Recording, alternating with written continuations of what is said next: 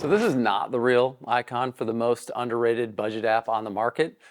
This is not the flashiest, but behind the humble design lies a powerhouse of sophistication and elegance, and about as secure as it gets when it comes to budgeting apps. Before diving in, let's do a quick transparency check, and I'll run through how this video came about. But if behind the scenes isn't your thing, just skip to this timestamp to jump right into the action. First, this video isn't sponsored. I sponsored it.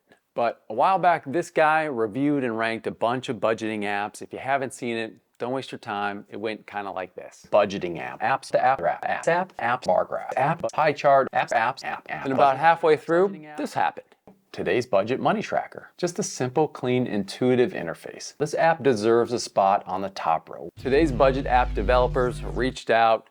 Hey, that's moderately interesting that you like our app. By the way, we're updating it to make it even sweeter. Signed, Juno. I emailed them back. Hey, June. Told them I love the app. Thought you would benefit from a deeper dive. In November, update was done and we hopped on a call. Turns out the team is just two people. Chris, the programmer, and Juno, who handles pretty much everything else. I told Juno I was planning to do a video about their app and asked if her and Chris would care to offer anything to you. Juno said, absolutely, let's do a 20% discount. The bottom line is today's budget app has zero input on what I say in this video, and they don't see it until you do. If you decide this app is for you, a small fraction of that purchase will go to help support this channel. I paid full price for the app so I could give you as complete a picture of the app as possible so you can make your own informed decision as to whether or not it's a good fit for you. Enough backstory, let's get into it. Today's budget app does precisely what its name suggests. It breaks down your budget today. It deliberately stays away from any wealth management or portfolio snapshots, and it's not trying to mess with your subscriptions. It's just like,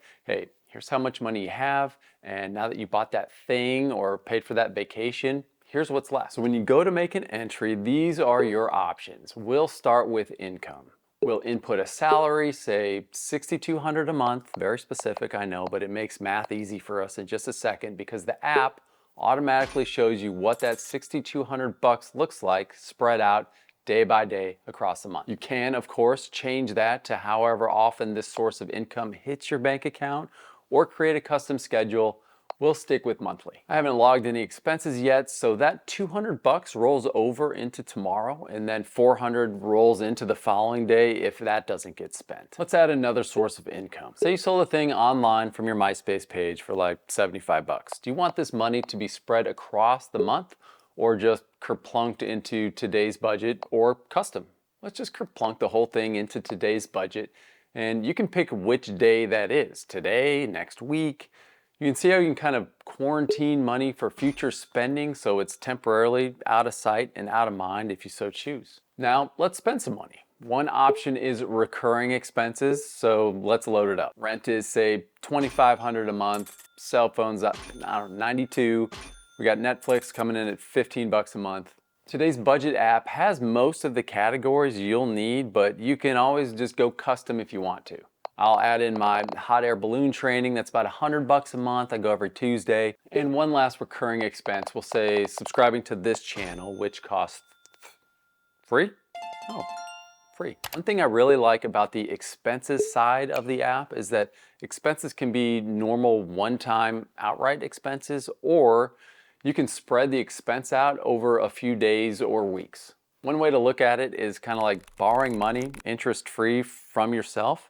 I recommend not getting into the habit of doing this, but it's great for unexpected occasional expenses. Suppose you leave for work one morning and your car doesn't start. So surprise expense, you decide to buy a Porsche 911 Turbo S in gentian blue metallic.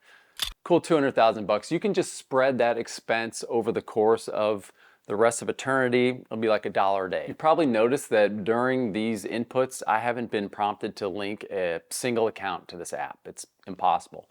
Today's budget app is not trying to be like that. It's all manual entry by design for two reasons. First one is truly regaining control of your spending, or just saving more money means you have to change the way you've been doing things. We're all creatures of habit, and replacing old habits with new ones is hard. So from here on out, when you grab a Starbucks, you have to log in the app. When you fill up your Porsche with gas, you're gonna have to log in. You order something on Amazon or return something later, login. This system is labor intensive, but it works. Once or twice a year, I go full ham on nutrition stuff and literally track every single calorie I put in my pie hole for like 2 or 3 months. Convenience is like a -1,000. Such a pain.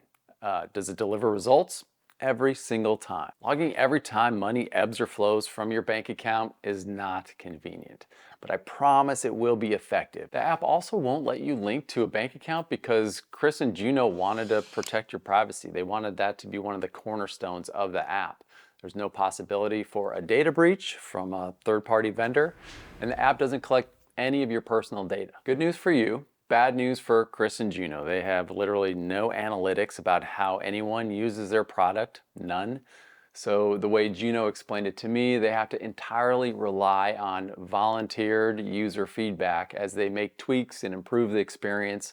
So if you like a feature, don't like a feature, if you think something can be improved or expanded upon, drop it in the comments. I guarantee you Juno and Chris will read it. And then the third reason, which is just kind of a side benny from the first two, is it keeps costs down for you. Linking bank accounts costs money. These costs get passed along to you, the user, which brings up price. Speaking of price, what's this thing gonna cost? The app is gonna cost you a whole $2 per month. Everybody starts off with a 7 free day trial. I encourage you to give that a shot. After that, it's $24.99 for the year. But as I mentioned earlier, you, because you're watching this video, get 20% off, and the monthly average drops to about $1.67 per month. Then of course, you know what to do. You log that purchase in your snappy new budgeting app. Now, getting back into the app, income, expenses, we got it, but how do you begin to sock away money and build up your savings? This app does it in a couple easy, clever ways. At the end of the day, any money you've not spent in that day, whatever's left, you can dump right into your savings jar as a lump sum, or you can choose to spread it out if you want, or you don't have to wait until your money is left over. You can build that right into your budget. And it's a method pretty much every personal finance book says to do. It's just called paying yourself first. I highly recommend it.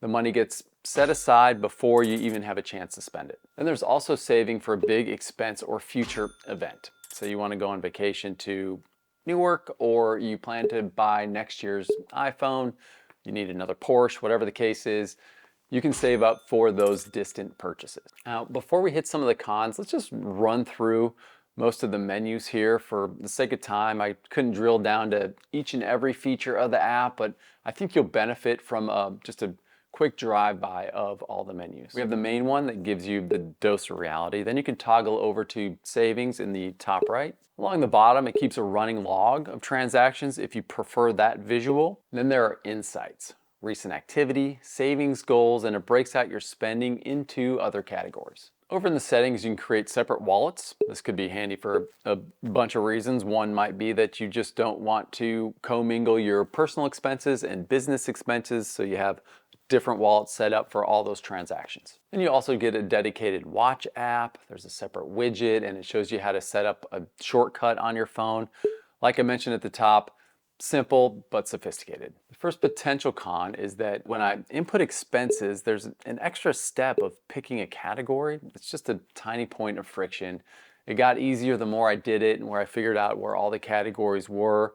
Nonetheless, it's just like an extra thing to do. Possible solution I found is just to add a custom category. It's kind of a catch-all where I just dump like 80 to 90% of all my spending just so I can quickly hit that category button. The downside though of that solution is that when you go into the Insights tab to see how all your spending is broken down into a pie chart, it's not very enlightening. I'm okay with that trade-off. I don't necessarily care where the money is spent, where it goes, as long as it stays within my budget.